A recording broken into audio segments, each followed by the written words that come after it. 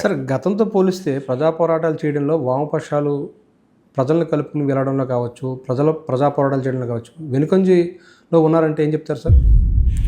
ప్రజలు నిజమే గతంలో కదిలినట్టుగా కదలడం లేదు. స్వాతంత్ర పోరాటంలో జమీందారీ వ్యతిరేక స్వాతంత్రం వచ్చింది, కానీ ప్రజలకేం హక్కులు రాలే. జమీందారీ వ్యతిరేక పోరాటం జరిగింది. ఆ జమీందారీ వ్యతిరేక పోరాటంలో దేశం అంతా కూడా పున్నప్రావైల నంబూద్రిపాద్ నాయకత్వంలో వచ్చినటువంటిది. తర్వాత ఆ రాష్ట్రంలో ఆ ప్రజానీకం వారి వెనక కొనసాగడం అనేది జరిగింది. అలాగే పశ్చిమ బెంగాల్లో తెబాగా పోరాటం కానీ, అలాగే మహారాష్ట్రలో కానీ, మన ఉమ్మడి రాష్ట్రంలో కూడా తెలంగాణ సాయుధ పోరాటం అనేటువంటిది ప్రజానీకాన్ని కదిలించి ఆనాడు కమ్యూనిస్టుల నాయకత్వంలో ప్రజలు కాంగ్రెస్ కమ్యూనిస్ట్ ఉండేవాళ్ళు. అలాగే కమ్యూనిస్టులు వెనక ప్రజానీకం పెద్ద ఎత్తున కదిలారు.